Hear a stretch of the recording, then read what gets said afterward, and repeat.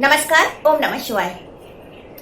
आज हम वर्णन करेंगे शिव पुराण की कोटि रुद्र संहिता में दिए हुए भगवान शिव के लिए किए जाने वाले व्रतों के बारे में। कौन से व्रत हैं जो रखने चाहिए भगवान शिव के साधकों को। आइए सुनते हैं क्या कहा गया है। कोटि रुद्र संहिता में हमें 10 शैव व्रतों का वर्णन मिलता है। कौन से वह 10 शैव व्रत हैं, आइए जानते हैं। भगवान शिव के लिए रखे जाने वाले व्रतों में है अष्टमी, एकादशी, त्रयोदशी, चतुर्दशी, सोमवार प्रत्येक पक्ष का, और जो सबसे बलवान है वह है शिवरात्रि का व्रत। यह जो हमने सभी व्रतों को अभी बताया, उसमें हमें एक और जो उल्लेख मिलता है कि जो 2 पक्ष कहे जाते हैं, कृष्ण पक्ष और शुक्ल पक्ष, प्रत्येक पक्ष के लिए जो भोजन का वर्णन है वह भी हमें इस प्रकार से मिलता है कि जो कृष्ण पक्ष की जो अष्टमी है और जो शुक्ल पक्ष की एकादशी है और कृष्ण पक्ष की त्रयोदशी, इन तीनों में ही भोजन करना वर्जित कहा गया है। अर्थात जो शिव भक्त हैं या साधक हैं, उन्हें इन तिथियों को कृष्ण पक्ष की अष्टमी, शुक्ल पक्ष की एकादशी और कृष्ण पक्ष की चतुर्दशी को भोजन सर्वथा नहीं करना चाहिए। इसके अलावा शुक्ल पक्ष की अष्टमी, कृष्ण पक्ष की एकादशी, शुक्ल पक्ष की त्रयोदशी को रात में एक समय भोजन किया जा सकता है। और इसके अलावा दोनों पक्ष में, कृष्ण पक्ष और शुक्ल पक्ष, सोमवार के दिन रात को भोजन किया जा सकता है, यह कहा गया है।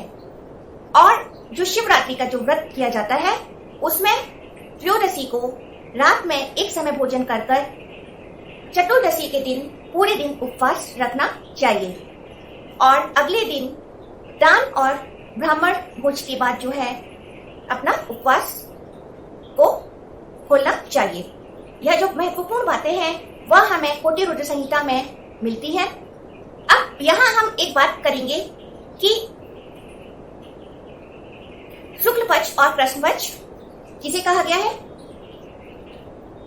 यदि आप इस बात को नहीं जानते हैं तो हम यह बताएंगे कि क्या है शुक्ल पक्ष और कृष्ण पक्ष। एक महीने में 15 दिन के बाद जो है अमावस्या आती है और उसके बाद जो है पूर्णिमा आती है। तो अमावस्या के बाद जो है शुक्ल पक्ष कहा जाता है और पूर्णिमा के बाद जो है कृष्ण पक्ष आता है। तो यह जो हमें तिथियां यहाँ कही गई हैं, अष्टमी, एकादशी, त्रयोदशी और चतुर्दशी, उनका हमें उल्लेख मिलता है कि कब जो है एक समय का भोजन करना चाहिए।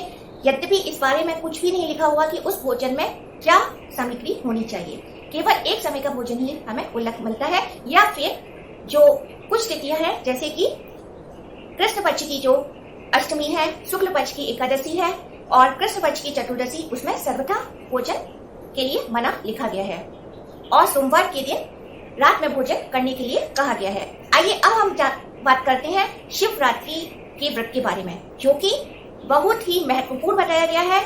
और इन सभी व्रतों में सबसे जो बलवान व्रत है वह शिवरात्रि को कहा गया है। वैसे तो प्रत्येक मास में शिवरात्रि आती है, पर जो महाशिवरात्रि है वह माघ मास में आती है, जिनका विशेष फल कहा गया है।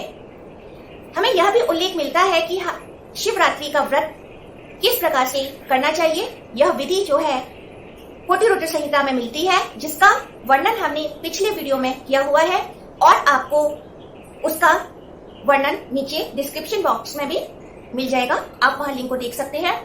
हम थोड़ा बहुत यहाँ पर चर्चा करेंगे कि क्या महत्वपूर्ण बातें हैं जो शिवरात्रि के व्रत के लिए कही गई हैं। शिवरात्रि व्रत जो महान पापों को नाश करने वाला कहा गया है। यह कहा गया है कि जो शिव भक्त हैं और जो अन्य भक्त हैं, वह रात्रि के समय जो पहर है, एक दिन के पहर और एक रात्रि के पहर कहे जाते हैं। तो इसमें जो शिवरात्रि की जो पूजा है वह रात्रि के पहर में प्रारंभ होती है।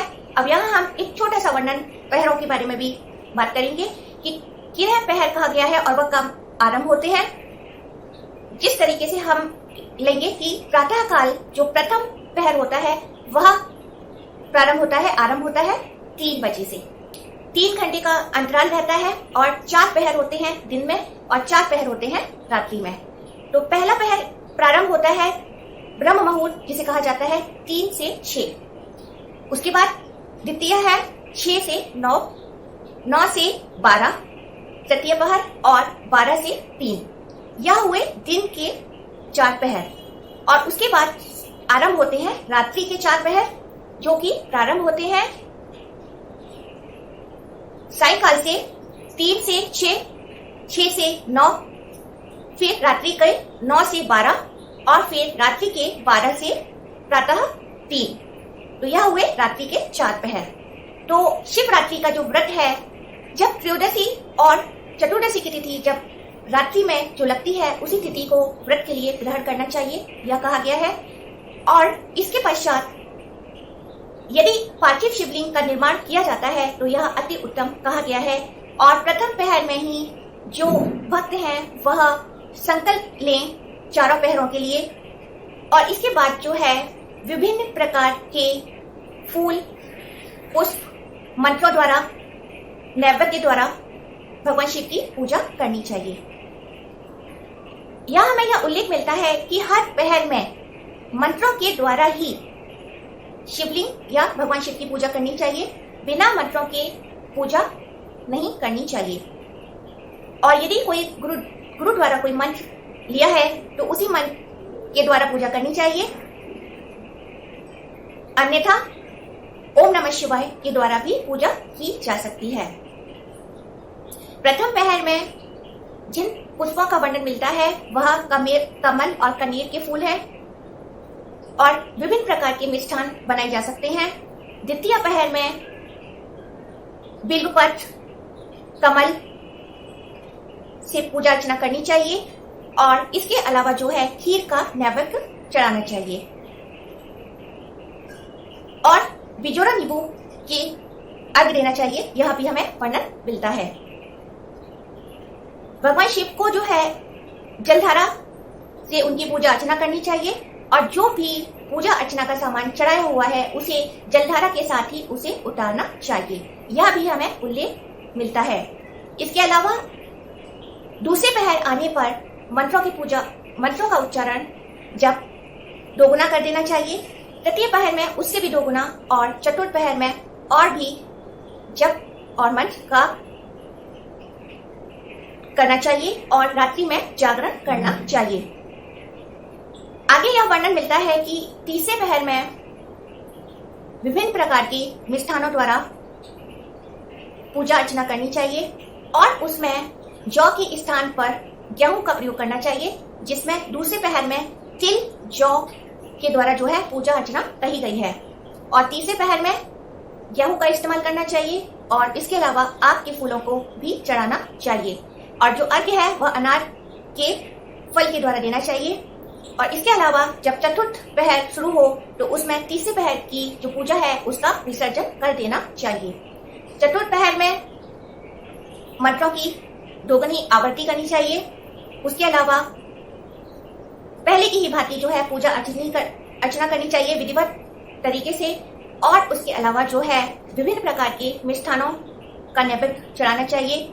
तो इस प्रकार से जो है चारों पहर की पूजा संपन्न होती है और यह जागरण जो है रात्रि का तब तक करना चाहिए जब तक कि सूर्योदय नहीं हो जाता है।